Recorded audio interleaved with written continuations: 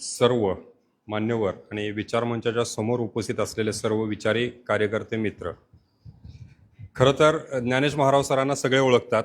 कार्यक्रमाची फॉर्मॅलिटी म्हणून मी फक्त ओळख करून द्यायसाठी आहे. चित्रलेखा हे सगळ्यांनी वाचलेलं साप्ताहिक आहे. चित्रलेखाचे लेख वाचत वाचतच अनेक कार्यकर्ते घडलेले आहेत. मला आठवतंय 96-97च्या काळात सांगलीला सर येणार आहेत असं आम्हाला कळलं इंजिनिअरिंग कॉलेजला शिकत असताना, आणि चित्रलेखाचे संपादक दिसतात कसे बघायसाठी म्हणून आम्ही त्यावेळी केडी शिंदेच्या मागं लागलो होतो की आम्हाला तुम्हाला बघायला यायचं आहे म्हणून. तेव्हा जसे दिसत होते आजही सर तसेच दिसतात. सरांचं वैशिष्ट्य आहे की सर एकदा आपल्या संपर्कात आले की ते आपल्याला कधी आपलं करून टाकतात कळत नाही. माणुसकीचं नातं प्रतिष्ठान म्हणून एक इस्लामपुरात मोठं प्रतिष्ठान आहे. आम्ही त्यातर्फे सरांचा एकदा कार्यक्रम घेतला, मी, कुरुपकर, अभिजित शिंदे सगळे, आणि तेव्हापासून सरांनी आमच्याशी सातत्यानं संपर्क ठेवलाय. इस्लामपूरला येतोय, येणार आहे ही ऍक्टिव्हिटी असली की पहिल्यांदा सरांचा मेसेज पडतो. त्यामुळे सर सगळ्यांच्या संपर्कात राहतात. म्हणजे आजकाल काय होतं की संपर्काची साधनं असूनही कार्यक्रम झाला की निघून जातात, पण सर तुमच्या आजूबाजूला सगळ्या असलेल्यांसाठी अत्यंत जवळकीने संपर्कात राहणारे एक व्यक्तिमत्व आहे. त्यांनी त्यांच्या आयुष्याची सुरुवात साप्ताहिक विवेकचे सहसंपादक म्हणून केली. त्यानंतर चित्रलेखाचे ते संपादक झाले. चित्रलेखा त्यांनी त्यांच्यामुळं लोकप्रिय झाला. चित्रलेखातले त्यांचे सडेतोड लेख जे होते त्यावेळी सुद्धा सगळ्यांना आवडायचे. आत्ता येताना एक सर शेतकरी संघटने, स्वाभिमानी शेतकरी संघटनेचे कार्यकर्ते बसलेत, ते सुद्धा आज तुम्हाला फक्त भेटायला आणि बघायलाच आलेत. ते म्हणले की मी त्यांचे लेख वाचत संघटनेत गेलोय, त्यामुळे मला त्यांना भेटायचं आहे. असे सगळे फॅन माणसं असल्यामुळं सरांची ओळख विशेष करून देण्यात काय अर्थ नाही. तरीही ते ज्येष्ठ लेखक आहेत, संपादक आहेत, सडेतोड वक्ते आहेत, अंधश्रद्धेवर कित्येक वर्षापासून प्रहार करणारे प्रमुख कार्यकर्ते आहेत, सोबत अनेक पुस्तकं लिहिलेले लेखक आहेत. त्याचबरोबर सरांचे संगीत नाटकं सुद्धा आहेत. संगीत जिंकूया दाही दिशा, संगीत घालीन लोटांगण आणि संगीत तुकाराम ही 3 नाटकं सरांची आहेत. ही ज्यांनी बघितलीत ते खरोखर भाग्यवान आहेत. एक माणूस म्हणजे ते खरं तर नाटक म्हणतात सर, पण ते बरेचसे प्रयोग हे एक पातळीच असतात, कारण नाटक सुरू झाल्यापासून संपेपर्यंत आपल्याला फक्त सरच लक्षात राहतात. संगीत नाटकांची परंपरा सुद्धा त्यांनी पुन्हा चालू ठेवलेली आहे. त्यामुळं असे आपल्याला आज वक्ते लाभलेत, त्यांचे विचार ऐकायला आपण सगळे उत्सुक आहोत. त्यामुळं मी सरांचं पुन्हा एकदा आपल्या सगळ्यांच्या वतीनं स्वागत करतो आणि पुढील कार्यक्रमाचे सूत्रसंचालकांच्याकडे देतो. धन्यवाद. यानंतर मान्यवरांचं स्वागत समारंभ होईल. प्रथम आजच्या कार्यक्रमाचे प्रमुख वक्ते सन्माननीय ज्ञानेश महाराज सर यांचं स्वागत. या कार्यक्रमाचे अध्यक्ष व महात्मा फुले शिक्षण संस्थेचे अध्यक्ष सन्माननीय ॲडव्होकेट एन आर पाटील काका यांच्या हस्ते होईल. शाल, बुके व पुस्तक देऊन या ठिकाणी प्रमुख पाहुण्यांचं स्वागत होत आहे. शाल, बुके आणि पुस्तक देऊन ॲडव्होकेट एन आर पाटील काका यांच्या हस्ते आजच्या कार्यक्रमाचे प्रमुख वक्ते सन्माननीय ज्ञानेश महाराज यांचं स्वागत होत आहे. त्यानंतर आजच्या कार्यक्रमाचे अध्यक्ष सन्माननीय ॲडव्होकेट एन आर पाटील काका यांचं स्वागत कॉलेजचे प्राचार्य डॉक्टर नितीन शिंदे सर यांच्या हस्ते होईल. बुके आणि पुस्तक देऊन या ठिकाणी काकांचं स्वागत होत आहे.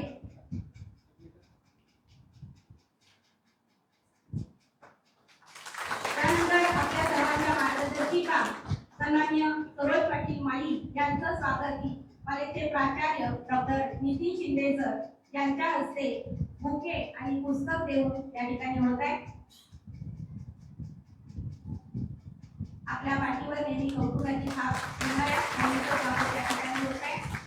त्यानंतर प्राचार्य डॉक्टर अशोक कोळके सर यांचंही स्वागत प्राचार्य डॉक्टर नितीन शिंदे सर यांच्या हस्ते बुके आणि पुस्तक देऊन होईल.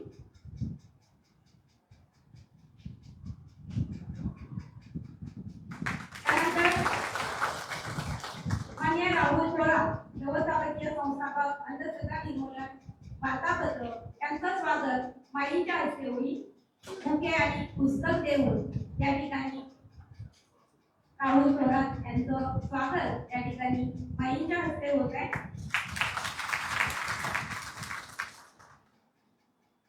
धन्यवाद. मान्यवरांना आसनाची विनंती.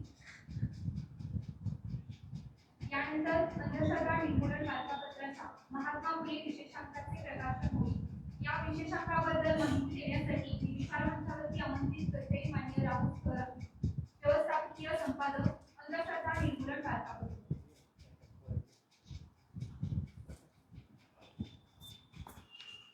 सर्वांना नमस्कार. डॉक्टर नरेंद्र दाभोलकर यांनी महाराष्ट्रामध्ये 36 वर्षापूर्वी अंधश्रद्धा निर्मूलन समितीची स्थापना केली आणि या समितीचं मुखपत्र म्हणून अंधश्रद्धा निर्मूलन वार्तापत्र सुरू केलं. डॉक्टर दाभोलकरांनी सुरू केलेल्या या मासिकाला आज 36 वर्ष पूर्ण होत आहेत. आम्ही दर एप्रिलला डॉक्टर बाबासाहेब आंबेडकर यांच्यावर विशेषांक काढत असतो. हे मासिक जवळजवळ 6000 सभासद या मासिकाचे आहेत. आपल्या 23 जिल्ह्यामध्ये आणि 121 तालुक्यामध्ये हे मासिक जातं आणि कंटिन्यू 36 वर्ष हे मासिक सुरू आहे. तर यावेळेला 11 एप्रिलला महात्मा ज्योतिबा फुले यांची 199वी जयंती आहे आणि देशभर महात्मा फुलेंना अभिवादन करण्यासाठी वेगवेगळे कार्यक्रम सुरू होत आहेत. त्याचाच एक भाग म्हणून महात्मा फुलेंना अभिवादन म्हणून संपादक मंडळाने ठरवलं की हा अंक आहे एप्रिलचा, तो महात्मा फुले अभिवादन विशेषांक काढायचा आणि या अंकामध्ये अंधश्रद्धा निर्मूलनच्यावर महात्मा फुलेंनी जे काय अखंड लिहिले, जे काय काम केलंय त्याच्यावर ज्येष्ठ विचारवंत भाल भोळे सरांचा आम्ही एक लेख छापलेला आहे. त्याचबरोबर महात्मा फुलेंचं या 200 वर्षातल्या कामाचं पुनरावलोकन करणारा लेख आपल्या कॉलेजचे प्राध्यापक सचिन गरुड सर यांनी लिहिलेला आहे. त्याचबरोबर हंटर आयोगासमोर शिक्षणाबद्दल महात्मा फुलेंनी ज्या समस्या मांडलेल्या त्या समस्या आजही तशाच आहेत. तर त्या अनुषंगानं डॉक्टर सुधाकर सेलार सरांनी तो लेख लिहिला आहे. छत्रपती शिवाजी महाराजांची पहिली समाधी शोधली महात्मा फुलेंनी आणि त्यांच्यावरला पहिला पोवाडा सुद्धा महात्मा फुले यांनीच लिहिला. तर त्या पोवाड्यावर लिहिलंय आमचे सहसंपादक अनिल चव्हाण सर यांनी. महात्मा फुलेंनी जो शिवाजी महाराजांच्यावर पोवाडा लिहिला त्याच्यावर लिहिलंय. त्यानंतर महात्मा फुले पुण्यामध्ये ज्या हायस्कूलमध्ये शिकले त्या हायस्कूलचा शोध अजूनही लागला नाही. 200 वर्षात नक्की ते कुठं शिकले, त्याचं स्कॉटिश मिशनरी शाळेमध्ये शिकले एवढा उल्लेख येतोय, पण नक्की ती स्कॉटिश मिशनरी शाळा कुठं होती यासाठी आमचे ट्रस्टी दीपक गिरमेंनी मागच्या 2 वर्षापासून पाठपुरावा केला आणि ती स्कॉटिश मिशनरी शाळा कामिल पारखे म्हणून एक पत्रकार आहेत त्यांनी ती शोधून काढली आणि तिथं महात्मा फुलेंचं शिक्षण हायस्कूलचं शिक्षण झालं होतं. कॅम्प भागातली हे शोधलं. तर त्याच्यावरला एक लेख कामिल पारखेने लिहिलेला आहे. आणि महात्मा फुलेंचा हा सत्यशोधक वारसा अंधश्रद्धा निर्मूलन समिती आणि कार्यकर्ते कसा चालवत आहात, कसा पुढे नेत आहात, सत्यशोधक लग्न करतात, सत्यशोधक पद्धतीनं सगळे आपल्या गृहप्रवेश करतात किंवा सत्यशोधक विचारानं अंधश्रद्धा निर्मूलन समितीचं काम चालतं, याच्यावर डॉक्टर हमीद दाभोळकर यांचा हा लेख आहे. अंक खूप सुंदर आहे. माईंना अंक हातात पडल्या पडल्या माईने तो वाचून काढला आणि या अंकाच्या सहसंपादिका मुक्ता दाभोळकरांना त्यांनी या अंकाबद्दल अत्यंत चांगल्या प्रतिक्रिया दिल्या की हा अंक अगदी संग्रही झालाय, वाचनीय झालाय आणि मला या अंकाच्या 100 कॉपी पाहिजेत. त्यामुळं हा अंक इथं विक्रीला खाली उपलब्ध आहे. ज्यांना हवा आहे त्यांना कार्यक्रम सुटल्यानंतर फक्त 20 रुपयेमध्ये आपल्याला तो हा अंक मिळेल. मी पुन्हा एकदा सर्वांचं मनपूर्वक आभार मानतो आणि थांबतो. धन्यवाद. हा जो अंक आहे वार्तापत्राचा तो फक्त 20 रुपयामध्ये मान्यवरांच्या जवळ उपलब्ध होईल. तर मी सर्व मान्यवरांना विनंती करते की त्यांनी या महात्मा फुले वार्तापत्र जे आहे याचा विशेषांक जो आहे याचं प्रकाशन करावं. सर्व मान्यवरांच्या हस्ते या वार्तापत्राचं प्रकाशन होत आहे. महात्मा फुले विशेषांक प्रकाशन सोहळा संपन्न झालेला आहे. त्यानंतर त्याची आपण आतुरतेने वाट पाहत आहोत. आजच्या समाजाला तुम्हा सर्वांना ज्या विचारांची गरज आहे असे परखडपणे विचार व्यक्त करणारे आजचे कार्यक्रमाचे प्रमुख वक्ते समाज ज्ञानेश महाराज यांना मी विनंती करते की त्यांनी आम्हाला आपल्या विचारांची देणगी द्यावी. आपले विचार व्यक्त करताय. सुरुवातीलाच ज्यांची आज 200वी जयंती आहे त्या महात्मा ज्योतिराव फुले यांच्या जीवनकार्याला मनापासून अभिवादन. महात्मा फुले आणखीन तुम्ही त्यांच्या विचाराचे सर्व सहकारी साथी किंवा त्यांचा विचार पुढे नेणारे विचार मंचावरील सर्व मान्यवर, सगळ्यांची नावं घेत नाही पण माईसाहेब, त्याचप्रमाणे तुमचे आपल्या संस्थेचे सगळे आयोजक, मग शिक्षण संस्थेचे आहेत, अंधश्रद्धा निर्मूलन समितीचे आहेत, त्याचप्रमाणे ND पाटील प्रतिष्ठानचे आहेत, त्याचप्रमाणे त्यांचे चिरंजीवी ते संदीप भाऊ आहेत, माझे मित्र जगदीश काबरे आहेत, अशी खूप मोठमोठी माणसं आहेत. खरं तुमच्याकडूनच मी सगळं शिकलेलो आहे आणि तुमचं तुम्हाला परत ते द्यायचं आहे. हीच तर महात्मा फुलेंची खरी शिकवण आहे की आपल्यामधनं रिफाईन होऊन ते अधिकाधिक चांगलं कसं होईल. आणि इतक्या मोठ्या संख्येने तुम्ही तरुण आला आहात, मला वाटतं जबरदस्तीने आलेला नसाल, आणि आलेला असाल तरी ती मजबुरी आहे, नाहीतर तुम्ही कुठल्या तरी महाराव समजून महाराजाच्या व्याख्यानाला गेला असाल. तर मग आम्ही नेहमी सांगतो, अंधश्रद्धा निर्मूलन समिती असेल किंवा आज हे कार्यकर्ते त्यांचे असतील, की जे शाहू फुले आंबेडकर छत्रपती शिवराय यांच्या विचाराची ज्यांची बांधिलकी आहे, ते बुवाबाजी देवबाजी दैवबाजी यांच्या भानगडीमध्ये कधी पडणार नाहीत. आणि तसे न पडणारे तुम्ही आहेत. त्यामुळे तुम्हाला मी सांगण्यापेक्षा जे आता ऐकाल ते लोकांपर्यंत सांगितलं तर आपल्या विचारांचा समाज निर्माण होईल. महात्मा फुलेंची आज 200वी जयंती आज या इथे साजरी करण्यामध्ये, इस्लामपूरमध्ये आता नव्याने ईश्वरपूर ज्याला म्हणतो आपण त्या साजरी करण्यामध्ये खूप महत्त्व आहे. कारण त्यांचं जन्मतिथी आहे, आज आहे, जन्मवार आहे, जन्मतारीख आहे आज. तर हा सांगली जिल्हा नंतर झाला, 71 सालानंतर वसंतदादा पाटील जेव्हा मुख्यमंत्री झाले किंवा अंतुले यांच्या काळामध्ये झाला. पण त्याच्या आधी हा सातारा जिल्हाच होता आणि महात्मा फुलेंचा जन्म सातारा जिल्ह्यातला कडगुण गावाचा आहे. ही त्यांची जन्मभूमी आहे आणि त्याच्यामध्ये हा तुमचा आज कार्यक्रम होतो. याला खूप महत्त्व आणि खूप त्याला ऐतिहासिक कार्य म्हणून तुम्ही केलेलं असं मला वाटतं. अंधश्रद्धा निर्मूलन समितीने जो आज अंक प्रकाशित केला, खूप चांगल्या पद्धतीने चांगल्या रीतीने त्यांचं संपादन आहे. आजचा विषय मला जो दिलेला आहे ती महात्मा फुले यांची अंधश्रद्धा विषयक विचार, त्यांचं संपूर्ण कार्यच तर अंधश्रद्धा निर्मूलनाचं होतं. खरं अंधश्रद्धा निर्मूलन म्हणजे असं वेगळं नाही आहे काय. श्रद्धेचा अतिरेक झाला की त्याच्यातून अंधश्रद्धा निर्माण होते. पाण्याच्या अनुषंगाने मातीचा जसा चिखल होतो तसंच ह्या अंधश्रद्धेचं आहे. श्रद्धेतूनच अंधश्रद्धा निर्माण होत असते. त्यामुळे मुळात आपल्या सगळ्यांनी श्रद्धा तपासल्या पाहिजेत. त्या बरोबर आहेत का, त्या योग्य आहेत का. मुळात आपल्या ज्या श्रद्धा ज्या असतात, देव दैव अजून काही, त्याच मुळात खोट्या असतात. हे आपल्या इकडच्या वारकरी संतांनी सांगितलेलं आहे. आता जे 40-50 वर्षापूर्वी तुकडोजी महाराज गेले, त्यांनी तर सांगितलेलं आहे, देव नवे जादूगार करावया चमत्कार, हा तो व्यवहार पोटभऱ्यांचा. हे पोटभरे कोणते आपल्याला माहिती नाहीत का.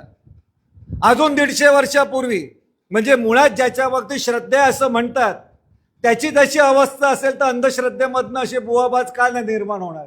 150 वर्षापूर्वी महात्मा फुले सांगतात, कल्पनेचे देव कोरिले उदंड रचिले पाखंड स्वार्थासाठी, थोतांडे रचुनी अज्ञा फसविती, अडाणी लोकांना भटे लाच खाती राजरोस. त्यांनी भटांना दिलेल्या दक्षिणेला लाच म्हटली आहे, पण आपल्याला देताना लाज वाटत नाही असा समाज निर्माण झालेला आहे. म्हणजे त्यांनी इतकं स्पष्ट सांगितलेलं आहे. त्याच्या आधी 250 वर्ष म्हणजे आजपासून 400 वर्ष तुकाराम महाराज सांगतात, देव पहावयासी गेलो देव होऊन यात थेलो, तीर्थी धोंडा पाणी देव रोकडा सज्जनी, देव देहात देहात काहो जाता देवळात, तुका सांगे मूढ जना म्हणजे मूर्खांना देव देहीची पाहना. पण आपल्याला तेही समजलं नाही. हेच महात्मा फुलेंनी सांगितलेलं आहे, अगदी सेम टू सेम. त्याच्या आधी आतापासून 800 वर्ष कबीर सांगतात, जत्रा में फत्रा बिटाया तीरथ बनाया पाणी, दुनिया भई दिवानी पैसे की धुलदानी. माणसाकडे पैसा आला की माणसाला धार्मिक बनावं असं वाटतं आणि माणूस जितका धार्मिक तितका बदमाश असतो हे कायम लक्षात ठेवा.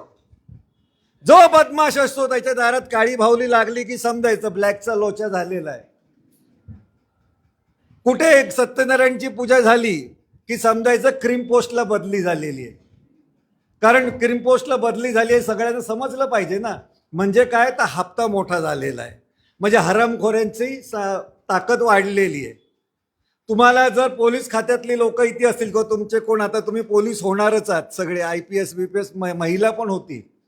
ह्या पोलीसवाल्यांच्या मध्ये असे आहे की छोटा गुन्हेगार असेल, थोडासा गफला करून कुठे फरार झालेला असेल, तर तो पहिला काय करतो की ह्याच्यातनं सुटका करण्यासाठी बाबा का बुलावा, म्हणजे गजानन महाराज नाही तर साईबाबाकडे जातो.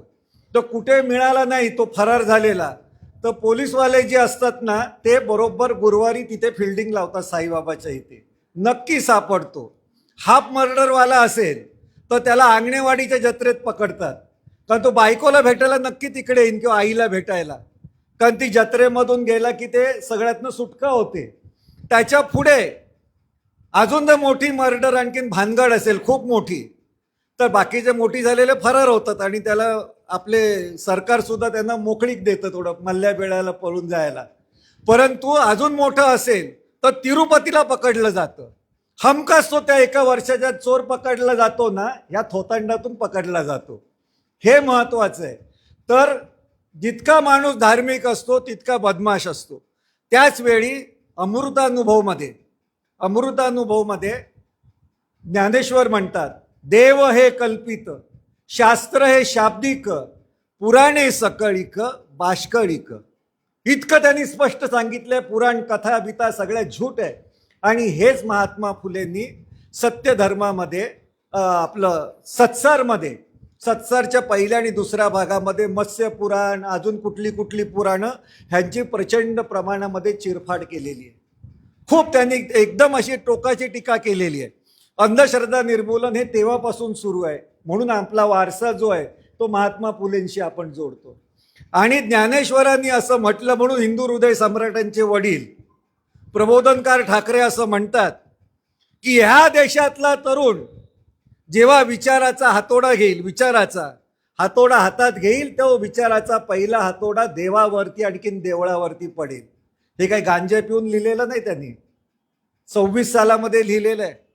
आणि आज आपण कुठे आहे?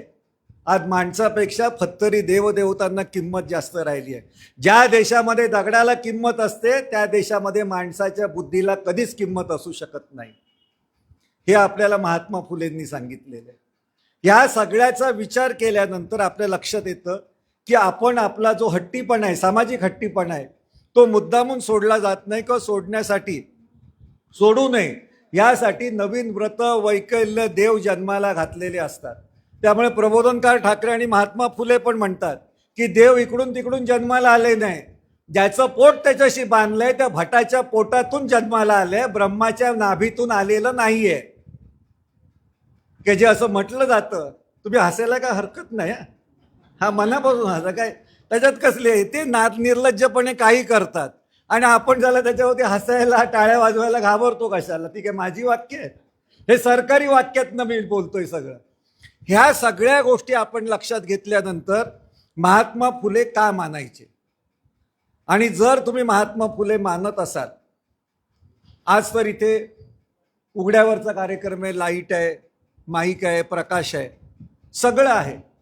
जर तुम्ही महात्मा फुले मानत असाल, किंवा आपण जेव्हा नाटकाचं तिकीट काढायला जातो, पिक्चरचं तिकीट काढायला जातो, तिथे काळोख असतो प्रचंड हॉलमध्ये, समोर भावना चाळवणारी दृश्य असतात चित्रपटामध्ये, तेव्हा आपल्या बाजूला कोण बसतंय आपण बघतो का? मग इथे अशी स्त्री आणि पुरुष वेगळे का? जिथे जागा असेल तिथे बसायला शिका. जो असं बंधन घालत असेल ते तोडायला शिका, तरच तुम्हाला खरे महात्मा फुले कळतील. महात्मा फुले यांनी लिंगभेद काढून टाकला होता. संत सुधारकांचं हे मुळात सूत्र आहे. इकडे सगळा उजेड आहे ना, इथे काय प्रॉब्लेम आहे? इथे काहीच नाही ना. पण आपण मी नेहमी सांगतो की लग्नाच्या इथे आणि सत्संगामध्ये हे असे स्त्री पुरुष वेगळं का बसतात? लग्नाला तर जुळलं पाहिजे ना, ते एकत्र बसलंच पाहिजे ना. ती बायको एकीकडे नवरा एकीकडे काय, हे दोघं एकत्र बसलेले आहे घटस्फोटाच्या नावाने आधीच. तर आपण वेगळं का, सत्संगाला वेगळं असलं, कारण भानगडी सगळ्या तिकडेच आहेत सत्संगामध्ये, म्हणून ते स्त्री पुरुष मुद्दामून वेगळं बसलेलं असतं. संतांचं आणि सुधारक हे वेगळे नसतात. संत एकनाथ महाराज, संत तुकाराम महाराज, संत ज्ञानेश्वर महाराज हे संतच असतात, आणि संत सुद्धा जनाबाई असतात, आणि संत कानोपात्र असते. संताची तिथे संतीण होत नाही, सुधारकाची सुधारकीण होत नाही. तर थोर सुधारक सावित्रीबाई फुले, थोर सुधारक रमाबाई असतील, अजून काही असतील, हे आपलं ताराबाई शिंदे असतील. पण आपण व्यक्तिगत जीवनात, व्यावहारिक जीवनात शिक्षक शिक्षिका, प्राध्यापक प्राध्यापिका, संपादक संपादिका, खरं पदाला कुठला लिंग नसतं ना. हा लिंगभाव दुसरा म्हणजे त्याचा दूर करणे, हेच तर महात्मा फुलेंचं खरं काम आहे. आणि ते काम आपण टाळतो का? ते काम आपण टाळलेलं नाही पाहिजे. ही सुद्धा अंधश्रद्धा आहे की स्त्रियांनी वेगळं बसलं पाहिजे, पुरुषांनी वेगळं बसलं पाहिजे, स्त्रियांच्या पुढे सौ लिहिलं पाहिजे, आणि त्याच्या पुढे काय लिहिलं पाहिजे, त्याची बायको मेली तर लिहायचं असं मेलेल्या बायकोचा नवरा म्हणून, तिथे कायमश्री. तर हे सगळं खोडून टाका. महात्मा फुलेंचं कार्य जर जागृत करायचं असेल आज 200 वर्षानंतर जयंतीच्या वर्षात, तर पहिली ही साफसफाई करा. ही साफसफाई आपल्याला खूप ताकदीने केली पाहिजे, जी आज काळाची गरज आहे. महात्मा फुलेंनी ते काम अत्यंत ताकदीने केलं. तर मी सांगत होतो, जे प्रबोधनकार ठाकरे त्यांनी सांगितलं ही सगळी पुराणं खोटी आहेत. ज्ञानेश्वरांनी जसं सांगितलं तसं ते म्हणतात ही पुराणं आणखीन वेद शौचालयात फेकण्याच्या लायकीची आहेत. वाचा देवळांचा धर्म आणि धर्माची देवळे नावाचं पुस्तक 20 पानांचं आहे. आपल्याकडे ज्ञान आहे ते खूप कमी पानाचं आहे. कमी पानामध्ये ज्ञान असतं, मोठ्या पुस्तकांमध्ये फक्त रद्दी असते, बाकी काय नसतं. आपलं मराठी साहित्य म्हणजे मुळात असे आहे की हिरे शोधायची असेल तर कोळशाची खाण विकत घ्यावी लागते. कोळशाच्या खाणीमध्ये 4 हिरे सापडले तर सापडले, पण पहिली कोळशाची खाण विकत घ्यावी लागते. आपल्याला 4-2 वाक्यांसाठी, विचारांसाठी जाडजूड पुस्तकं घ्यावी लागतात. हे महात्मा फुलेंनी सगळं टाळलेलं आहे. महात्मा फुलेंनी छत्रपती शिवाजी महाराज, ज्यांची कारकीर्द पेशवाई काळामध्ये 200 वर्षामध्ये पुसली गेली होती, संपूर्ण पुसली गेली होती. एका 200 वर्षामध्ये शाहीर, जे शिवरायांच्या दरबारामध्ये त्यांना महत्त्वाचं स्थान होतं, ज्या शाहिरांना, जे आता पत्रकारिता म्हणतो आपण, जी आज डिजिटल पत्रकारिता जर्नलिझम आलेली आहे, त्याच्या आधी इलेक्ट्रॉनिक जर्नलिझम म्हणजे TV जर्नलिझम आली, त्याच्या आधी प्रिंटिंग जर्नलिझम होती, जे 1832 किंवा त्याच्या आधीपासून सुरू झाली आपण म्हणतो. पण त्याच्या आधी जी होती ती होकल जर्नलिझम होती, की आज प्रतापगडाच्या पायथ्याशी शिवाजी महाराज अफजल खानाच्या भेटीला जाणार आहेत, तर जिजाऊंनी आगिंदास नावाचा, की त्याला अज्ञातदास म्हणतात आता, त्या अज्ञातदासाला सांगितलं होतं जा आणि पोवाडा लिही, आणि तो त्यांनी पोवाडा लिहिला, त्याचं वर्णन केलं. शिवरायांच्या पदरी लोककलाकार आणि शाहिरांना खूप मोठं मान होता, कारण शाहिराची ताकद अशी आहे की झोपलेला असतो त्याला जागा करतो शाहीर, जागा केलेल्या माणसाला उभं करतो, आणि त्याला कर्तव्याची जाणीव करून त्याला धावायला लावतो शत्रूच्या मागे, आणि त्याच्यामधनं जो पळ काढतो, त्याची मानगूट पकडून परत कामाला लावतो, तो शाहीर असतो खरा. पण आता शाहीर म्हणजे भयानक झालेलं आहे. ते आज सकाळी शाहीर सुपाऱ्या घेतात आणि धन्य धन्य आपलं काय म्हणतात, धन्य धन्य शरद पवारांच्या नावाने पोवाडा लिहितात, आणि संध्याकाळी धन्य धन्य फडणवीसच्या नावाने पोवाडे गातात. असले फुकटचे शाहीर काय उपयोगाचे नाहीये. शाहीर जो असतो तो गाणं स्वतः लिहितो, तो संगीतबद्ध करतो आणि तो सादर करतो, कारण त्याची कमिटमेंट असते ती. आणि असे शाहीर निर्माण झाले.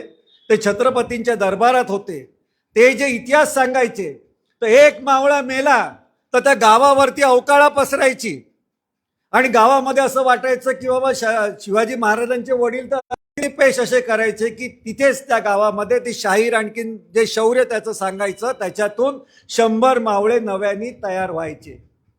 स्वराज्याची लढाई मावळ्यांनी जशी तलवारीने लढलेली आहे, तशी शाहिरांनी आपल्या गळ्यांनी लढलेली आहे. हे शाहिरांचं महत्व आहे. तर त्या शाहिरांना पेशवाईमध्ये नाचगाण्यामध्ये अडकवलं, त्यांना लावणीकार केलं.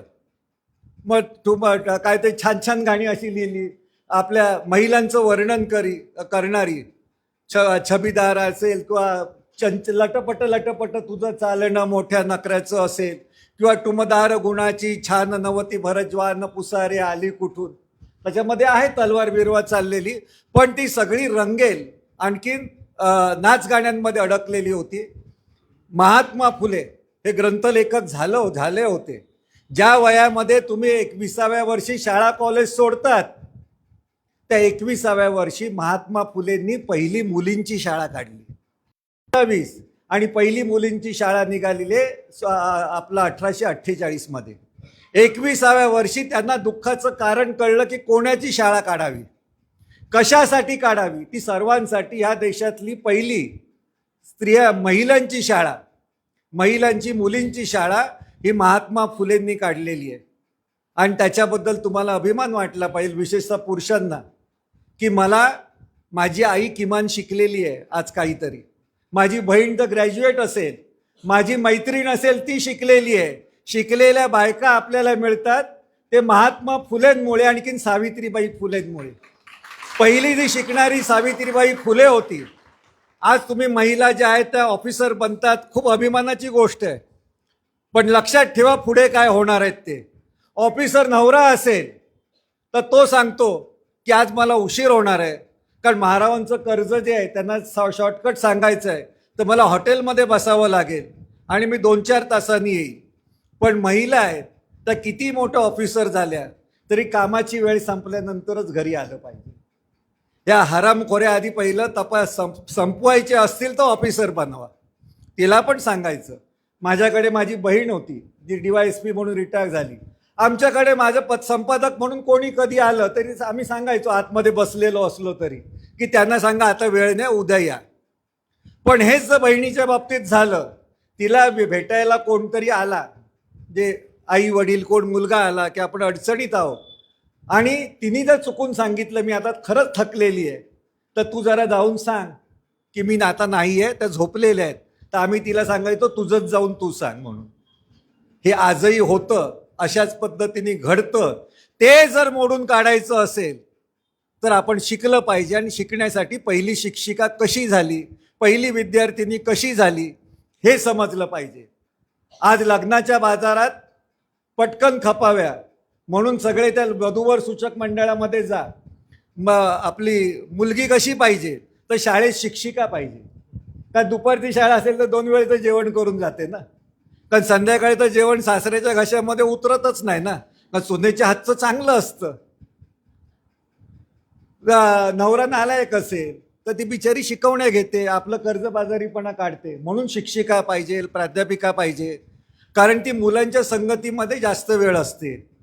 कारण डोक्यामध्ये कालकूट अजून भरलेलं आहे की विस्तवाच्या बाजूला लोण्याचा गोळा ठेवला की वितळतो. त्यामुळे इतरत्र कुठे गेली तर त्याच्यापेक्षा शिक्षिका झाली किंवा आपलं प्राध्यापिका झाली तर मुलाबाळांच्यात राहील, काय अडचण नाही आहे. पुन्हा मे महिन्याची सुट्टी मिळते पापड कुरड्या करायला, दिवाळीची सुट्टी मिळते 3 आठवडे करंज्या लाडू करायला. बाकीच्यांना मिळते का? फॉरेन्स 90 आपलं जे नर्स झालेल्या बाईला मिळते का? पोलीस ऑफिसर 10-12 तास ड्युट्या करतात, त्यांना सुट्ट्या असतात का? मग आपल्याला सुट्ट्यांना आपण जर सांगितलं जनगणना करा, तर हे मंडळी सांगतात की नाही जाणार आम्ही. अरे तुम्ही गेला नाही जनगणना करायला तर आपली मुलं कशा पद्धतीने आणि कुठे राहतात हे कधी तुम्हाला कळणार. म्हणून जबरदस्ती करा म्हणून सांगितलं पाहिजे शिक्षकांना. ही परिस्थिती आहे. पण महात्मा फुले म्हणजे सावित्रीबाई फुले या देशातली पहिली शिक्षिका म्हणजे शिक्षक होण्यासाठी सावित्रीबाई जात होत्या, विद्यार्थी होण्यासाठी जात होत्या.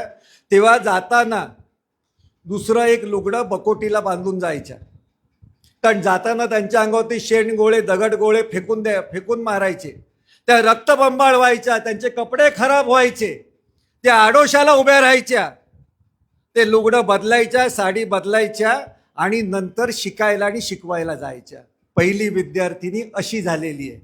ती लग्नाच्या बाजारात खपवण्यासाठी किंवा शाळा कॉलेजमध्ये फॅशन शोसाठी नाही आहे. माझं मंगळसूत्र किती मोठं आहे आणि माझ्या गळ्यात गंठण किती आहे आणि बांगड्या किती आहेत आणि काय आता किती आहेत ते नेलपॉलिश ह्याच्यासाठी नाही आहे.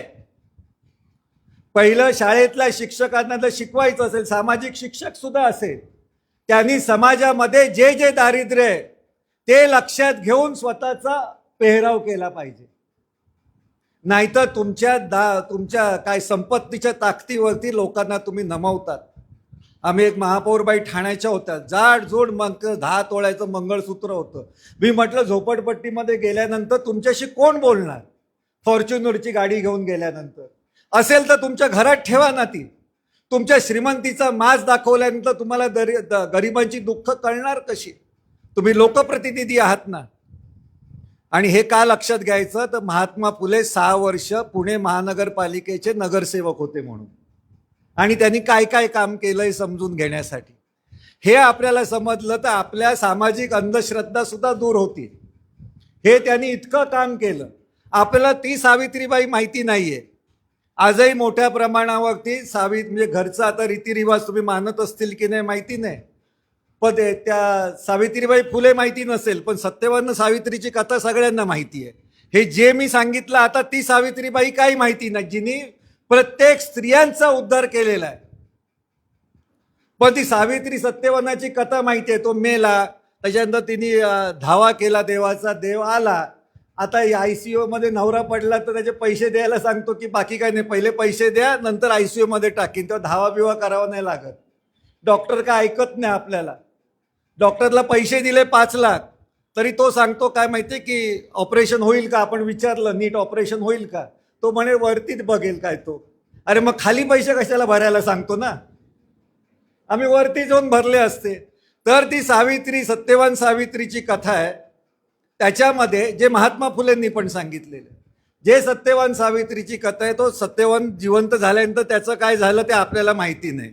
काय मोठा पराक्रम गाजवला त्यांनी, काय मोठं महिलांचा उद्धार केला काय माहिती नाही. महात्मा फुलेंनी केलेला आपल्याला माहिती आहे.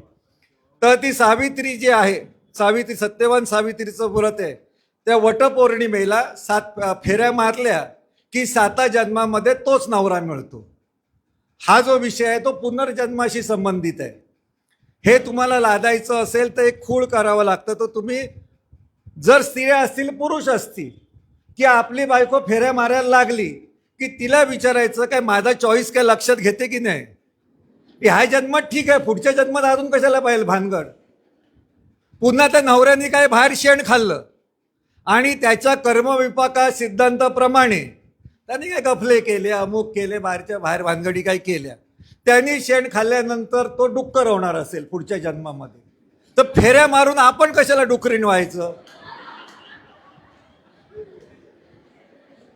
तर अशा सगळ्या भानगडी आहेत.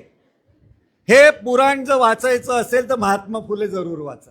सत्सार अखंड पुस्तक त्याच्यावरती आहे. काय त्यामुळे पहिलं म्हणजे देव, धर्म, संस्कृती याच्या नादाला जो लागतो तो बंडलबाज माणूस असतोय, कायम लक्षात ठेवायचं. म्हणून तुकाराम महाराज म्हणतात, गंध टिळे टोपी माळा हे तो देवाचे गबाळे.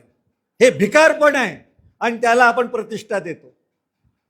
ते कुठल्याही जातीपातीतलं असो, कुठल्याही संप्रदायातलं असो, खोटं आहे. महात्मा फुलेंनी म्हणून सांगितलं, देवापेक्षा निर्मिक श्रेष्ठ आहे. देव नाहीच मानलेला आहे त्यांनी, देव नाहीच म्हणून सांगितलंय. कारण देव काही देतो म्हणून प्रसन्न होतो आणि काही देत नाही म्हणून कोपतो. निर्मिक तसा नाही, तो सर्वांसाठी सारखाच आहे, समान आहे. सर्वांचा निर्मिक आहे एक धनी, त्याला स्मरा मनी दिन रात्र. आणि त्यांनी काय सांगितलेलं आहे? खूप मोठं विज्ञान सांगितलं आहे सृष्टीचं. सर्वांसाठी एक पृथ्वी आहे केली, भारवाही भली सर्वत्रांचा. सगळ्यांचा भार वाहते हा, आणि तो असं करत नाही. एक सूर्य नित्य प्रकाश हो देतो, उद्योगा लावतो सर्व जीवा. एक सूर्य आहे, तो ऊर्जा अशी देतो की तुम्हाला सगळ्यांना कामाला प्रेरणा देतो, ऊर्जा देतो. तिथे उष्णोजल विष्णोजल काय नाही. तर त्यांनी अजून पुढे सांगितलं, एक चंद्र नित्य भ्रमण करीतो, जल हालवितो सागराचे. सर्वांसाठी एक वायू केला खास, H2O, सगळ्यांना ऑक्सिजन आहे. मग तो अमुक एक जातीतल्या लोकांना जास्त मिळतो आणि अमुक एक धर्मातल्या लोकांना कमी मिळतो असं काही नाहीये. सर्वांना मिळतो, तो H2Oच मिळतो. सर्वांसाठी एक वायू केला खास, घेती श्वासोश्वास प्राणी मात्र. मानवांनो तुम्ही निर्मिकास भ्यावे, सर्व सुखी व्हावे ज्योती म्हणे. हे जे आप ताप वायू काय पुराणामध्ये मांडलेले ते अत्यंत सोप्या शब्दामध्ये, का हा निर्मिक मानायचा, म्हणून पर्यावरणाचं रक्षण करायचं, तपोवनातली झाडं वाचवायची. इतक्या सोप्या साध्या पद्धतीने सांगितले. त्यांचे सत्य धर्माचं जे पुस्तक आहे, सार्वजनिक सत्य धर्माचं, त्याच्यामध्ये ज्योतिबा आणखीन धोंडीबा नावाचे संवाद आहेत. त्याच्यामध्ये ते ज्योतिबा धोंडीबा म्हणतो की जर देवांची भाषा जर संस्कृत असेल आणि त्या संस्कृतांनी आम्हाला इतकं संपवलेलं असेल, तर हे इथेच आम्हाला त्रास का? ह्या भारतामध्येच का? भारताच्या बाहेर यांची टेरिटरी नव्हती का? देवांची ताकद नव्हती का? मग तिथे उन्नती कशी झाली, इथे का झाली नाही? असे छोटे छोटे प्रश्न त्यांनी त्याच्यात उपस्थित केलेले. त्यांनी असं सांगितलं की जर आपल्या काय त्या ब्रह्माच्या डोक्यातून माणूस जो आहे तो वेदांनी सांगितलं वेद बदलू शकत नाहीत. वेद जे आहेत ते अपौरुषेय आहेत, ते बदलू शकत नाही. तर त्यांनी असं सांगितलं हे जर वेद ब्रह्मदेवानी लिहिलेले असतील तर त्याच्यातली जी सूक्त आहेत ती नंतरच्या काळात केलेल्या लोकांची कशी आली. इतका बारीक बारीक अभ्यास त्यांनी केलेला आहे. त्यांनी असं सांगितलं माणसांनी जात निर्माण केली. क्षत्रिय कुठून जन्माला, ब्राह्मण कुठून जन्माला, जांगेतून वैश्य जन्मले, पायातून शूद्र जन्मले. तर असं त्यांनी सांगितलं ह्या जाती जर अशा जन्मल्या तर ह्या जाती ज्या आहेत ह्या फक्त मानवातच का? अशा जाती हा इतर पशु पक्षी प्राण्यांमध्ये का नाही? कारण मनुष्य हा सुद्धा प्राणीच आहे ना. आणि जर प्राण्यांमध्ये जात शोधायची असेल तर ब्राह्मणाची जात कुठल्या प्राण्याची आहे? त्याच्यामध्ये वैश्य कोण आहे? त्याच्यामध्ये शूद्र कोण आहेत? असे प्रश्न त्यांनी विचारले. आणि आज आपण उच्च शिक्षित असून सुद्धा, चांगले चांगले मंत्री असून सुद्धा, सत्ता संपत्ती सगळं असून सुद्धा काही माणसं किंवा मोठ्या प्रमाणामध्ये आज बुवा बाबांच्या फेऱ्यात अडकलेली आहे. गुरु कसा ढोंगी असतो तेही त्यांनी सांगितलेलं आहे. बाबा कसा ढोंगी असतो तेही वाचा. 100 रुपयाचं पुस्तक जरूर वाचा. महात्मा फुलेंनी लिहिलेलं वाचा पहिलं. महाराव काय म्हणाले, कसबे काय म्हणाले, नरके काय म्हणाले, ह्यांच्या नजरेतून काही वाचू नका. तुम्ही थेट त्यांची पुस्तकं आणा, आणखीन वाचा. एकदा नजरे खालून घाला आणि मग लक्षात येईल की त्यांनी किती ताकदीने सांगितलं. आम्ही सांगताना त्याचं सपाटीकरण करून सांगतो की हा दुखावला जाईल, तो दुखावला जाईल, आता कायदे असे आहेत. खरं हे भिरकावून दिलं पाहिजे. जेव्हा समाज कर्मठ आणि सनातनी होता, अत्यंत त्याची ताकद होती, कायदे नव्हते, त्यावेळी हे सगळं त्यांनी लिहिलेलं आहे. महात्मा फुले असतील, प्रबोधनकार ठाकरे असतील किंवा अजून अनेक लोकांनी हे त्या काळात लिहिलेलं आहे. मग त्या काळातला आज आपण सांगायची हिंमत का नाही? कुसुमाग्रज म्हणजे विवा शिरवाडकर सांगतात, जे पुस्तक आहे ना स्वातंत्र्य देवीची विनवणी, जे आपल्या रेशन कार्डच्या मागे कविता आहे बघा, पिंड फुकाचे खाऊ नका. पण त्याच्यामध्ये एक महत्त्वाचं कडवं आहे. 50 कडव्यांची ती कविता आहे. देशाला 50 वर्ष स्वातंत्र्य झाल्यानंतर 1997 सालात लिहिलेली ती कविता आहे 50 कडव्यांची. त्याच्यामध्ये एक असं लिहिलेलं आहे, कडवं आहे, सज्ज न असता, म्हणजे आम्ही सज्ज नसू, सज्ज न असता कुजन मातता, म्हणजे वाईट लोक माजलेली असेल, सज्ज न असता कुजन मातता, हत्यार हातामध्ये धरा, सौजन्याच्या बुरख्याखाली शेपूट घालून फिरू नका. खोटं सौजन्य काही कामाचं नाही. या हरामखोरांबरोबर 10 हरामखोरीने आपण वागलं पाहिजे, तर आपण पुरून उरू. हे महात्मा फुलेंनी सगळं काम केलेलं आहे. हे आपल्या तुकाराम महाराजांनी काम केलेलं आहे. गुरुवरती त्यांनी प्रचंड लिहिलेलं आहे. गुरु आणखीन बुवाबाजीमध्ये त्यांनी असं म्हटलं की पुढच्याची सेट मागच्याला शहाणपण असतं, पण गुरुबाजीमध्ये आणि बुवाबाजीमध्ये ते नसतं. त्यासाठी त्यांनी दाखले पण चांगले दिले जे तुकारामांच्या संबंधित आहेत. 1236वी ओवी आहे तुकाराम महाराजांची. जे करीती गुरु गुरु, जे गुरु गुरु करत फिरतात किंवा महाराज महाराज हा आमचा गुरु आहे, हा आमचा सद्गुरू आहे, ते जे करीती गुरु गुरु, भोवती भारू शिष्यांचा, ज्यांच्या पोती शिष्याचा भार आहे असा गुरु.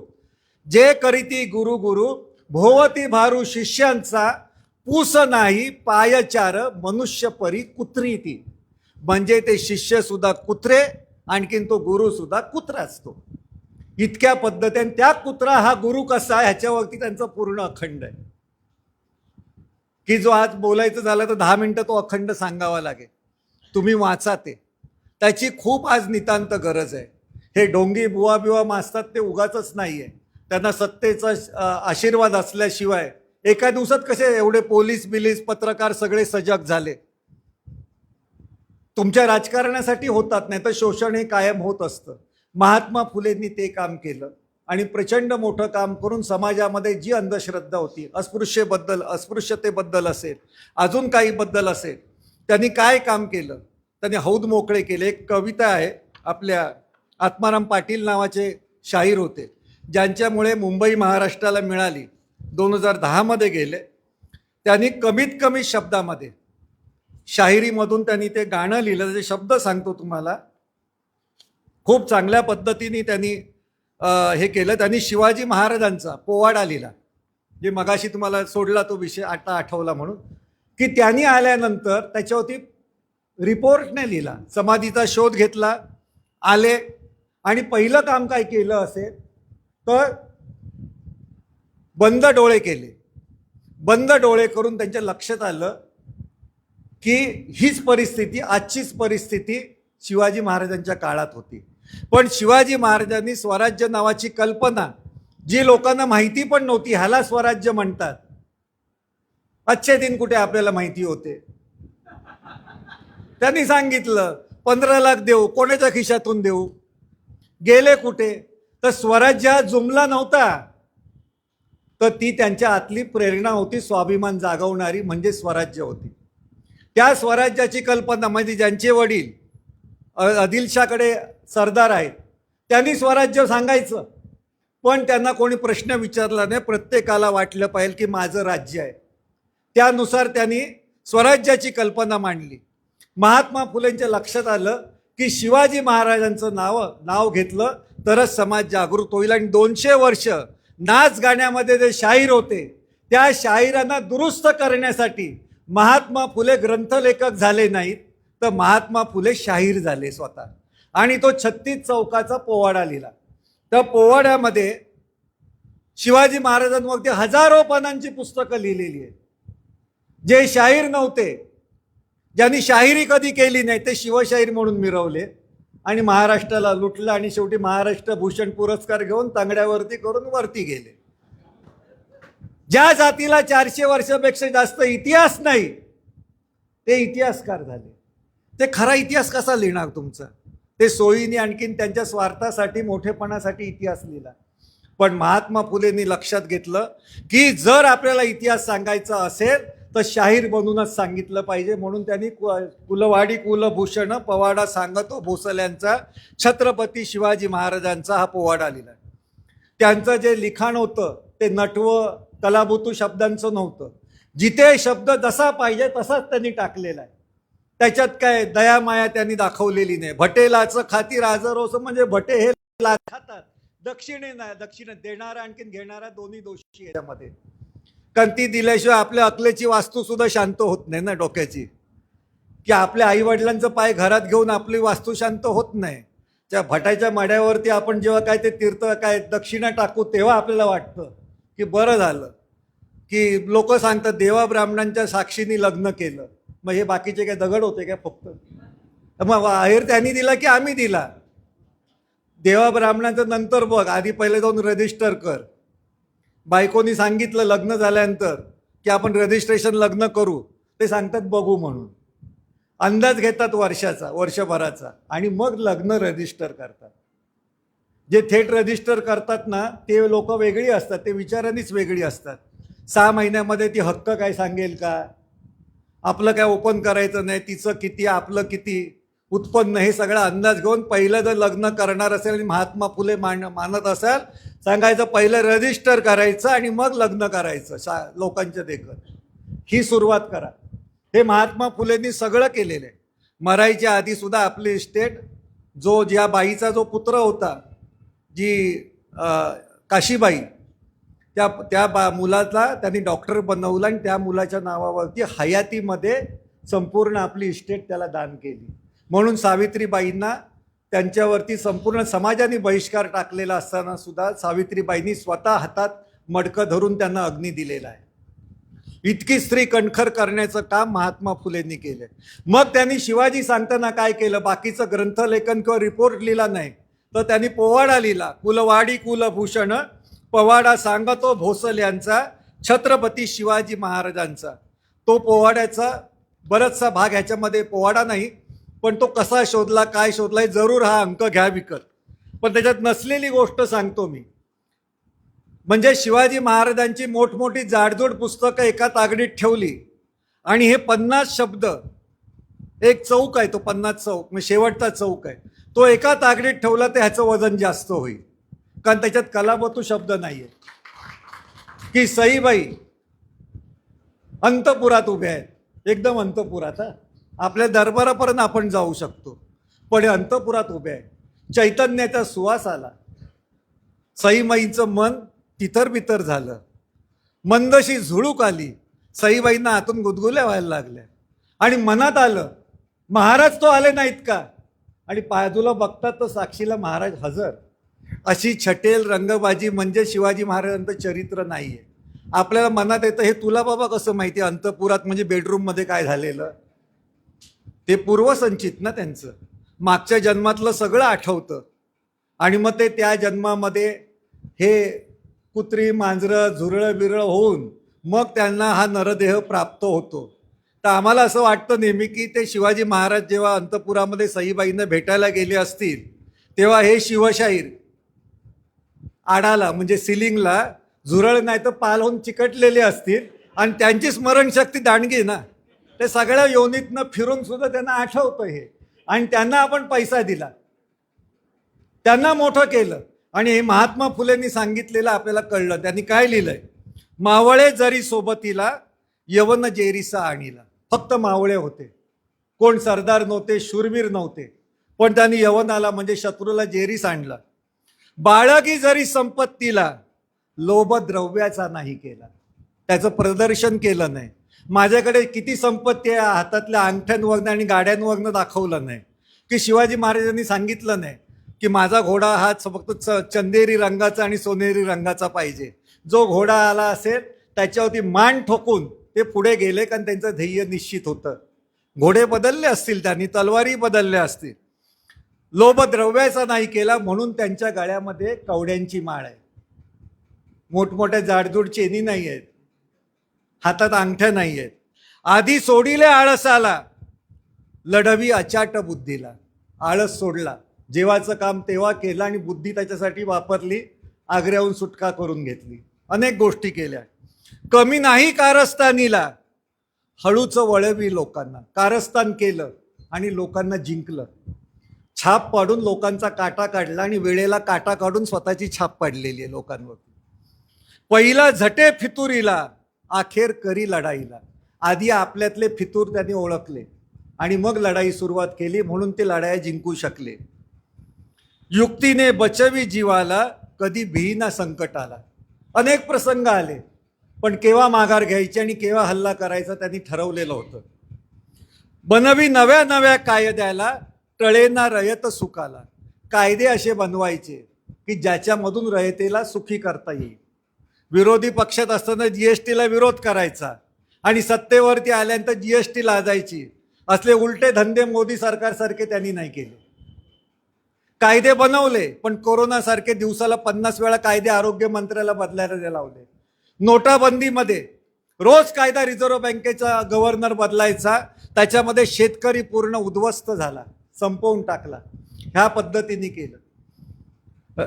बनवी नव्या नव्या कायद्याला टळेना रयत सुखाला. राजा क्षेत्र्यांमध्ये पहिला, म्हणजे लढवयांमध्ये राजा पहिला, नाही दुसरा उपमेला. पवाडा गातो शिवाजीचा छत्रपती शिवरायांचा. या 8 ओळीमध्ये शिवाजी महाराजांचं कॅरिकॅचर्स म्हणतात ते संपूर्ण आलेलं आहे. ते बाकीचं इकडून घोडा किती वेळ गेला, दौडला कुठे, नि दिल्लीचं पाणी कसं चाकलं बिकलंय, म्हणजे शिवाजी महाराज नाहीये. महात्मा फुलेंनी नेमक्या शब्दामध्ये छत्रपती शिवाजी महाराज सांगितले आणि 200 वर्षाचा काळ जो पेशवाईचा आहे तो एका पोवाड्यामध्ये संपवून टाकलेला शिवाजी महात्मा फुलेंचं कार्य आहे.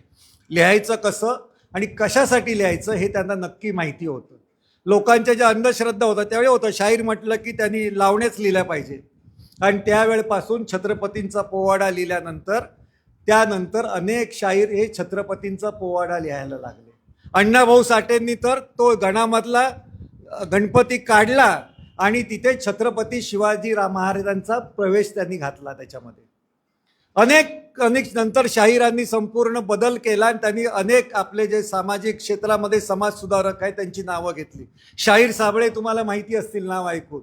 त्यांनी गण लिहिला 1953 सालामध्ये. जनारूपी गे गणा प्रणामा तव सेवा आवडे पुण्यमद शतजन्मीचे घडे पारी जात मग शब्द फुले ही जडन प्रयासे घडे लोक हो मानून या भाबडे जगात जे नित घडे मज पुढे मोठे कोडे पडे सांगतो जना आपुल्या पुढे. आणि पुढे त्यांनी काय लिहिले बघा. नित ऐकता आला वीरांचे पोवाडे रणवीर शिवाजी फुले शाहू पुढे सुभाष गांधी आंबेडकर हो बडे भगतसिंग कोतवाल उमाजी क्रांतीवीर चिमखडे जाहली शिरावे गळी धडे ऐकता वीरांचे गान वीरश्री चढे नतमस्तक होते विभूती गाना पुढे क्रांती कवनानी रोमांचित हो मढे जडे खडे आवाज साथीला सत्याचा डफ कडकडे घेऊया नवज्ञानाचे धडे. किती शिकलेले होते? फक्त 4थी शिकलेले होते. महात्मा फुलेंचं ग्रेटनेस असेल तर तो आहे त्यांनी अनेक क्रांतिकारांना तयार केले, सामाजिक क्रांती करणाऱ्यांना तयार केलं, असं जीवन जगले. हेच महात्मा फुलेंचं सर्वात मोठं श्रेष्ठत्व आहे. ते अनेक क्रांतिकारांचे शिल्पकार आहेत.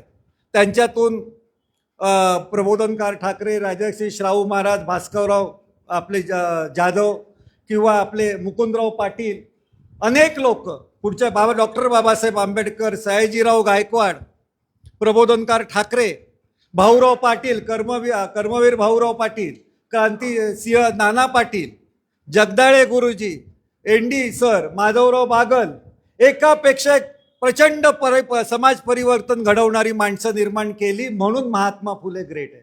आणि या सगळ्यांनी नाव जे घेतलं असेल, छत्रपती शिवराय जे आठवले, जे महात्मा फुलेंनी सांगितले ते सांगत पुढे गेलेले आहेत. एक आत्माराम पाटील यांचा मगाशी उल्लेख केला.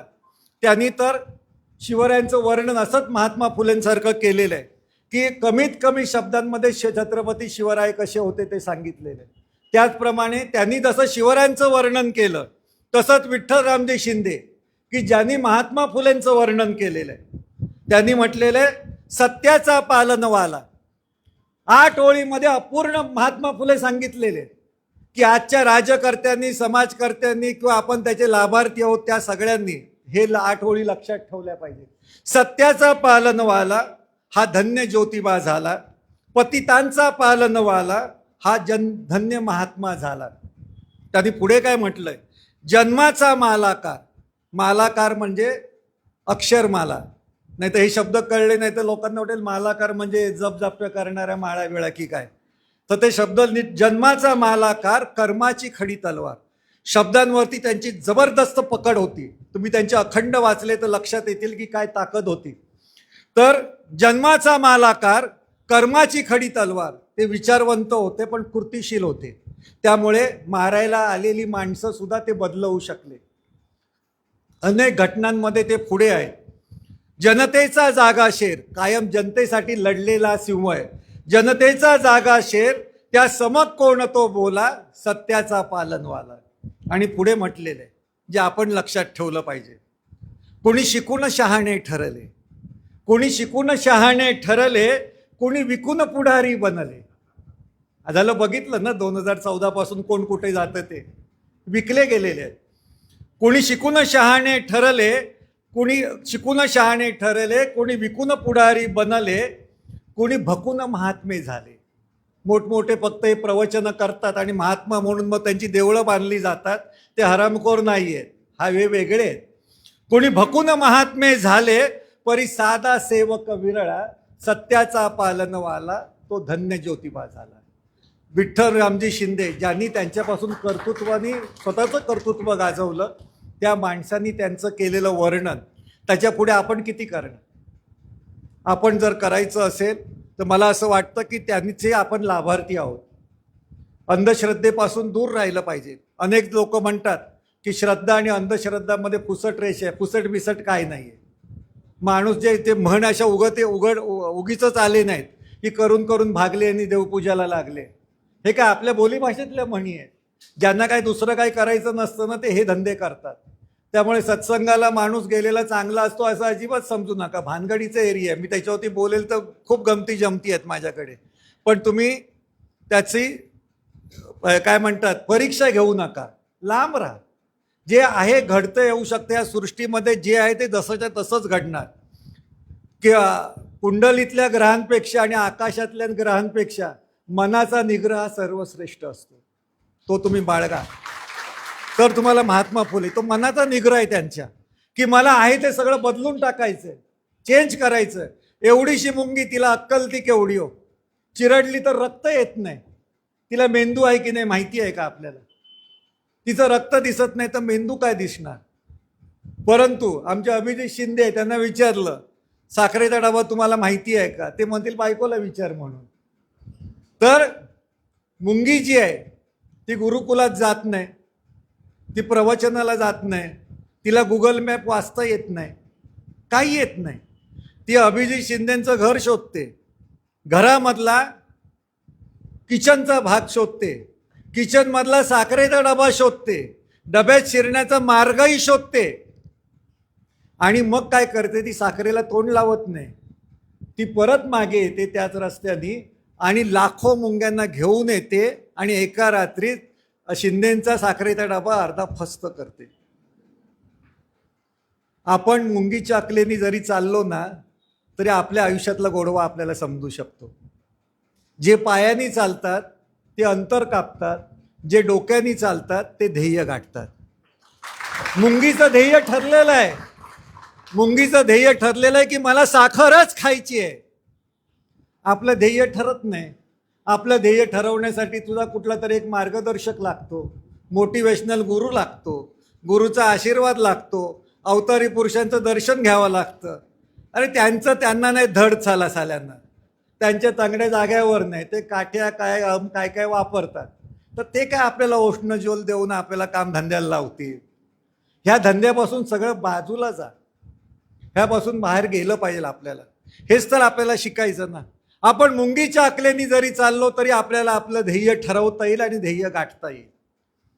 महात्मा फुलेंचं संपूर्ण कार्य किंवा अंधश्रद्धा निर्मूलनाचं कार्य हेच आहे की आपण कुठल्या जातीत जन्माला आलो, कुठल्या ह्याच्यात हे आपण नाही ठरवू शकत. पण आपण माणूस तर आहेत ना. माणूस एक हीच एक जात आहे जगतात, शाहू राजांचा विचार ठेवा ध्यानात. तो ठेवला पाहिजे. पण आपण तो ठेवत नाही. धर्म परंपरा जात ह्याच्यामध्ये अडकतो, नको त्या गोष्टीमध्ये अडकतो. परंपरा आणि रूढींच्या नावाने आपण काही गोष्टी करत असतो, त्या आपल्याला मोडल्या पाहिजेत. महात्मा फुले वाचल्यानंतर मोडण्याची आपल्याला ती ताकद येते. तुम्हाला माहिती आहे, जसं मी मगाशी सत्यवान सावित्रीची गोष्ट सांगितली. माणसाच्याकडे पैसा आला ना की हे धंदे सगळे सुचतात, पण पैसा नसला ना तर सगळे मार्ग सुचतात. 77 सालामध्ये माझे वडील वारले, तेव्हा मी 17 वर्षाचा होतो. पैसे नव्हते. पहिल्यांदा आयुष्यात काय केलं असेल तर पहिल्यांदा भटाला पटवलं. तर तो म्हणाला की ते 10व 12व करतात. तेव्हा 200 रुपयामध्ये काम व्हायचं, कमी होतं. आपलं सोनं 200 रुपये तोळं होतं, 12 ग्रॅम. तर आपल्याकडे पैसे नव्हते. पैसे नसल्यानंतर अकला सगळे सुचतात. पैसे असल्यानंतर माणूस जास्त बिघडतो, कारण त्याला आपल्या नालायका भ्रष्टाचार लपवण्यासाठी ही थोतांड सगळी उभी करावी लागतात. तर त्या ब्राह्मणाला विचारलं की कशासाठी खर्च लागतो? म्हणे ती स्मशानामध्ये भांडी लागतात सगळं करायला, ती भांड्यांना पैसे लागतात, तर ती आणावी लागतात मला. म्हणून 200 रुपये द्या, बाकीचं मी बघून घेतो. तर मी म्हटलं मी ते ठीक आहे, भांडी घेऊन पुढे काय करतात? नाही म्हणे आम्ही 5-6 महिने ठेवतो, कारण तुम्ही नावं टाकतात ना त्याच्यावरती कोरून, अमक्यांच्या स्मरणार्थ. मग ती आम्हाला घासून घासून ती काढावी लागतात, नाही तर चोरीचा आरोप येईल. आणि मग भंगारमध्ये विकतो. तर त्याला म्हटलं या 10-15 दिवसात कोण गचकलंय का म्हणून. तर म्हणाले माझ्याकडे रोज एक असतं ना, भांडी 5 येतात. म्हटलं त्याच्यातली आणा 5, मी भंगारच्या भावाने तुम्हाला पैसे देतो. मी 50 रुपयात भटाला पटवला त्याच्या. तेव्हा मला पहिल्यांदा कळलं ह्यांच्या हरामखोऱ्या काय. म्हटलं नाही केलं तर चालेल का. तो म्हणाल काय नाही, तुमच्याकडे पैसे नसतील तर नका करू, एकदम सर्व पित्री अमावस्येला करा, कावळ्याला घास ठेवा, तुमचे सगळे प्रश्न सुटतील. तर मी म्हटलं कावळ्याला घास ठेवायचं मनाला पटे ना, कारण आपल्याला आम्ही का अंधश्रद्धा निर्मूलन चळवळीत नव्हतो, फुले वाचले नव्हते. आम्हाला एकच माहिती, फुले दलितांचे कैवारी, दलितांचे नाही सर्वांचे कैवारी आहेत. त्याच्यामुळे आज ही सुधारणा दिसते. त्या महापौरबाई किंवा काय मुंबईच्या कमिशनर विमिशनर झाल्या त्या त्यांच्या नवऱ्यांच्या आणि आईबापाच्या कर्तृत्वाने नाही, महात्मा फुले आणि सावित्रीबाई फुले यांच्याच कर्तृत्वाने, बाबासाहेब आंबेडकर यांच्याच कर्तृत्वाने, शाहू महाराज यांच्याच कर्तृत्वाने, कर्मवीर भाऊराव पाटलांच्यामुळे किंवा अजून आपले जे समाज सुधारक आहेत त्यांच्यामुळे. पण त्यांची नावं वाचू नका, ऐकू नका, एका वाक्यात संपवायचं, दलितांचे कैवारी आपले महात्मा फुले, की झालं आपलं, पुढचं चालू झालं. आणि आपण त्याच्यावरतीच आपण थांबतो. आपण त्यांना विचारायचं अजून काय तुला माहिती आहे का, अजून काय तू मला सांग. तर त्याप्रमाणे आम्हालाही काही माहिती नव्हतं, पण म्हटलं पैसे वाचतात, तू सांगतो ते करूया. मी माझे वडील क्रिकेटपट्टू होते, आईला भाऊराव पाटलांनी शिकवलेलं असल्यामुळे तिला हे काही मान्यच नव्हतं. मुलं आहेत त्यांच्या पद्धतीने होऊन दे असं तिने मनात ठेवलं, शिकतील त्याच्यातून. तो वडील क्रिकेटपट्टू होते चांगले, आमचे टाटा मिलमधनं खेळायचे. रामनाथ पारकर सारखा एक कसोटीवर त्यांनी तयार केला. आम्ही 4थ्या माळ्यावरती राहायचो वरळीला, बिर्डी चाळमध्ये.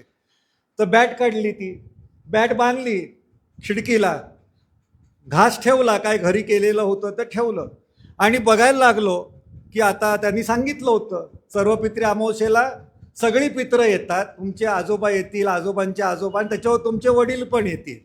ते म्हटलं वेगवेगळे येणार की एकटेच येणार. तर म्हणे एकत्र येतील कावळ्याच्या रूपाने. मला पटलंच नाही ते मनापासून, की आपले वडील चांगले बॉडी बिल्डर होते, अंगाबिंगाने धिप्पाड होते, मग आपण राणीच्या बागेत प्राणी संग्रहालयात जाऊन हत्तीला घास का नाही द्यायचा, गेला बाजार गेंड्याला का नाही द्यायचा, एखादा बाप नालायक असेल, दारू पिऊन दोरोज धमाशा करत असेल तर कोल्या कुत्र्याला का नाही द्यायचा, नाहीतरी लोळत असतील तर त्यांचे ठरलं कावळ्याला का. त्यांनी सांगितलं ते काय विचारू नका, शास्त्र काय सांगतं तेवढं ऐका, नाही तर करू नका. तर तो मी ठेवला घास ठेवल्यानंतर बघायला लागलो, आता वडील येतील, आजोबा येतील, आपल्याशी बोलतील ना, आपलं असं असं काहीतरी करून. आता अलीकडे तुम्ही यूट्यूबला बघत असेल कावळ्याशी बोलणाऱ्या बायका, मूर्ख आहे ते ह्याच्या सकाराम बाइंडरमध्ये, नाही तर कुठून खूळ आले ते सांगतो, सकाराम बाइंडरमध्ये तेंडुलकरांनी मुंग्याशी बोलणारी एक बाई दाखवलेली आहे. तो कावळा त्याच्या कर्माने करतो, त्याचा काय तो हे बोलतो आणि ते ऐकतात असं नाही, पण दाखवतात कसं, तो आपला अशी मान शोधतच असतो ना. तर त्या दिवशी त्याला जबरदस्त असेल ना कावळ्यांना डिमांड, तर खूप वेळ झाला तो कावळा आलाच नाही. शेवटी एकदा कुठून भस्कन तो कावळा आला, त्यांनी खाल्ल्यानंतर बरं वाटलं, छोटंसं खाल्लं, आपली टोच मारली, पाय तांगड्यांनी जास्त उडवलं, त्याला जे खायचं होतं ते खाल्लं. आमचे वडील तर असे काही करत नव्हते, ते सगळं ताटच्या ताट फस्त करायचे, असं खरकट पण शिल्लक ठेवायचे नाही. तर ते झाल्यानंतर म्हटलं आता हे जातात कसे, आता आले तसे परत गेले पाहिजेत ना.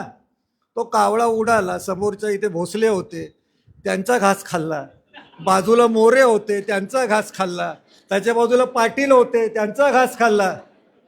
मी आईला विचारलं आपल्या बापूंचा घरोबा किती जणांशी होता.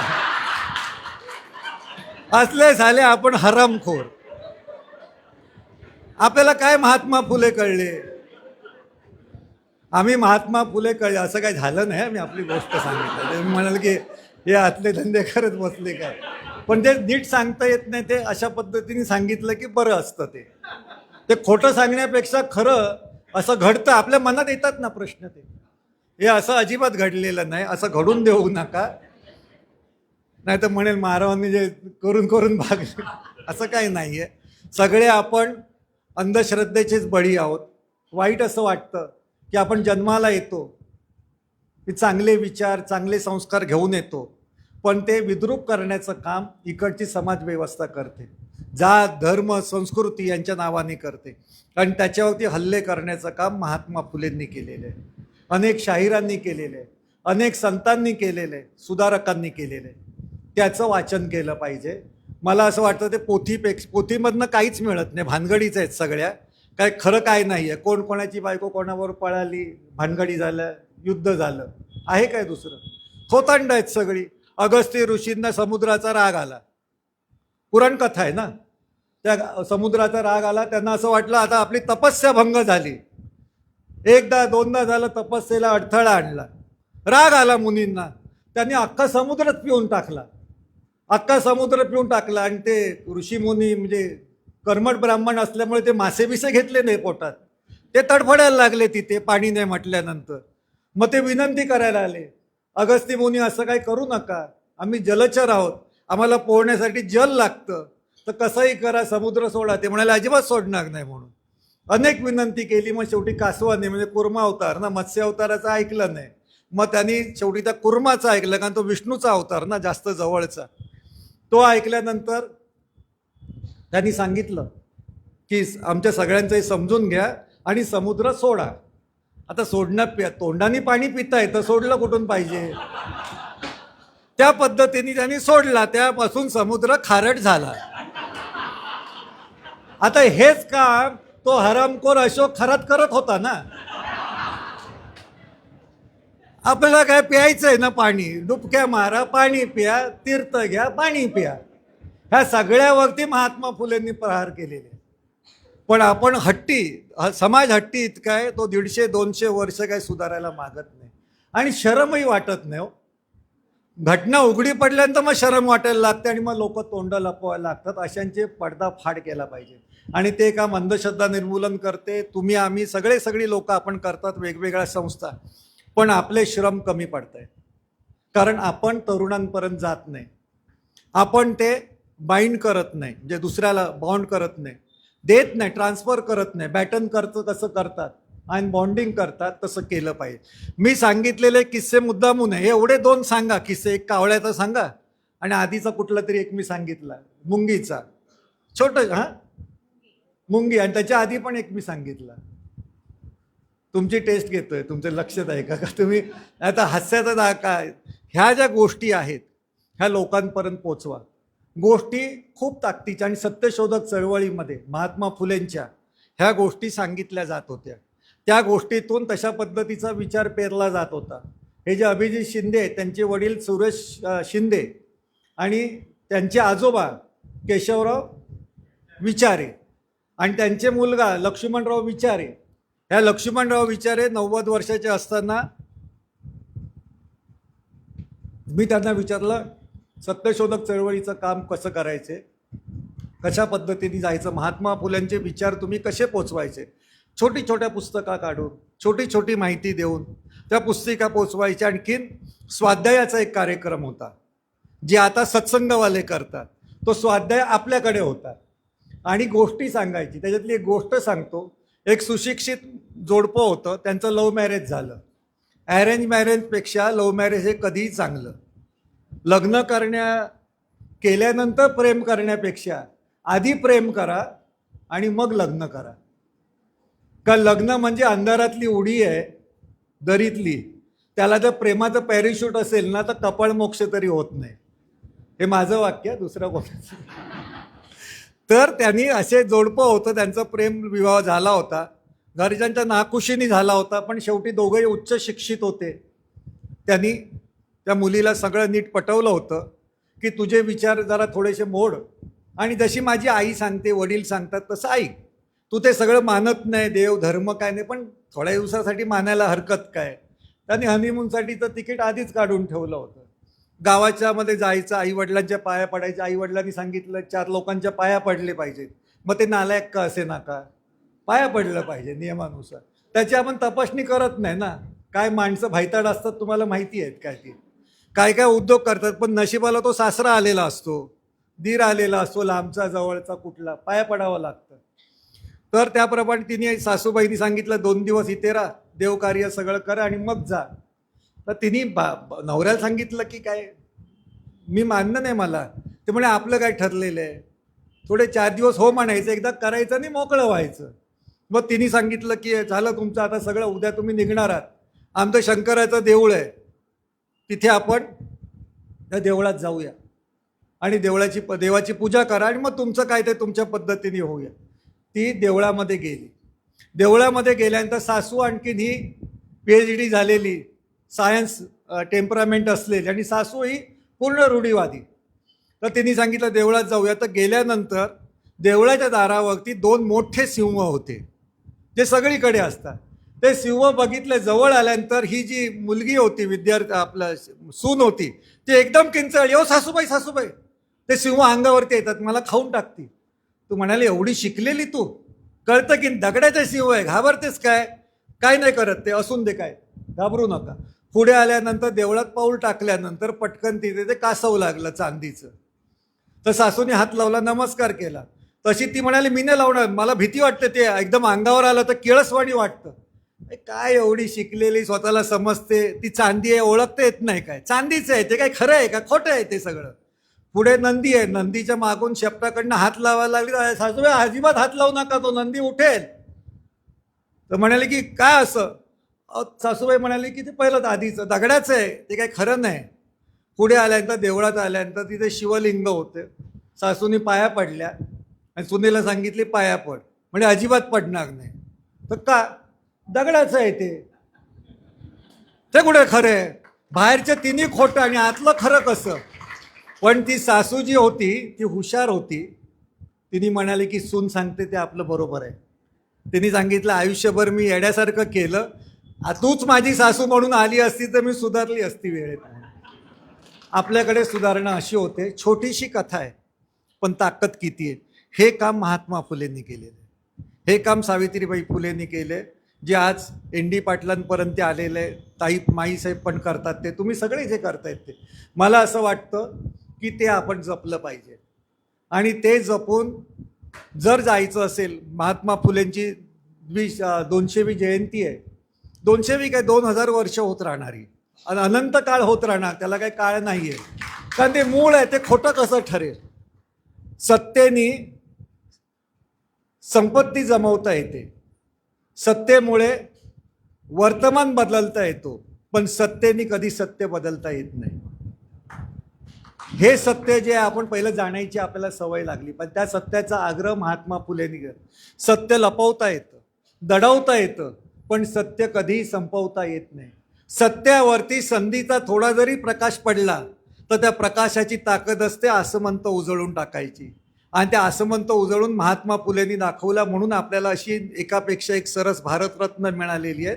ती आपली आहे, त्यांना आपली माना आणि त्या पद्धतीने विचार करायला लागा. तुम्ही मला बोलवलं, महात्मा फुले आणि अंधश्रद्धा या विषयावरती याच्यात सगळं आलेलं आहे, म्हणून मी रिपिटेशन केलं नाही. आपण कसं बदललं पाहिजे, आपल्याला कसं बदलता आलं पाहिजे. छोटी छोटी 7वी शिकलेला शाहीर सांगतो, सोडा धर्म आपलं हे एका धरतीच्या पोटी नाना प्राणी जन्म घेती, पण माणसावानी खोटी जात मिळायची नाही. वर आकाश खाली धरती एका रक्ताची कारटी, पण जातीभेद खोटी नोंद मिळायची नाही. कुठेही तुम्हाला नोंद मिळत नाही. जो तो धर्मासाठी मेला, जो तो धर्मासाठी मेला, येशू ख्रिस्त रसूलल्लाह, आम्ही करतो हल्ला गुल्ला त्यांच्या नावावरती. सारं स्वार्थाचं कारण लावती धर्माचं तोरण, साऱ्या अधर्माचं रण साऱ्या जगावरती. हे जगभर आज इस्रायल युद्ध जे आहे ते धर्माचं युद्ध आहे, ते काय खरं युद्ध नाही आहे. आणि त्यांनी पुढे सांगितलं, धर्म ज्ञान नाही ज्याला, त्याच्या धर्म घोटाळ्याला, पगडी आणि उपरण्याला ब्राह्मण म्हणू नका. महात्माजी लोक मान्य, फुले आंबेडकर धन्य, त्यांचं खरं ब्रह्मज्ञान कधी विसरू नका. हे जर आपण लक्षात ठेवलं तर आपण खूप पुढे जाऊ. आणखीन तुम्ही पण माझ्यासारखे बोलायला लागाल. ते बोलणं आणि करणं, कृतीत आणणं हे तुमच्याकडनं हो. धन्यवाद. मला बोलवल्याबद्दल तुमच्या सर्वांचे आभार. नमस्कार.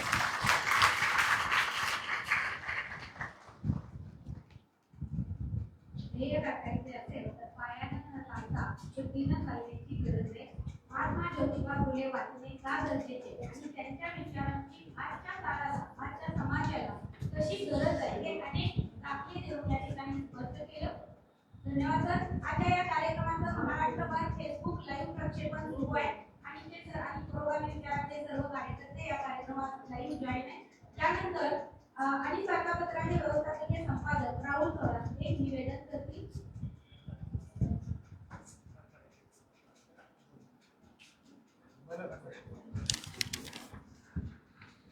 कृपया कुणी उठून जाऊ नका, 5च मिनिटात आपला कार्यक्रम संपतोय. महाराष्ट्र अंधश्रद्धा निर्मूलन समितीची राज्य कमिटीची बैठक मागच्या महिन्यामध्ये सातारा येथे झाली. या बैठकीमध्ये इस्लामपूर शहरातून 3 कार्यकर्त्यांची निवड झालेली आहे. त्यांचे छोटे सत्कार इथं आज माईंच्या आणि महाराव सरांच्या हस्ते घ्यायचे आहेत. राज्य कार्यकारिणीवर निवड झाल्याबद्दल प्राध्यापक डॉक्टर S.K. माने सर यांचा सत्कार ज्ञानेश महाराव यांनी करावा अशी मी त्यांना विनंती करतो. महाराष्ट्र अंधश्रद्धा निर्मूलन समितीच्या राज्य कमिटीवर. त्यानंतर शशिकांत बामणे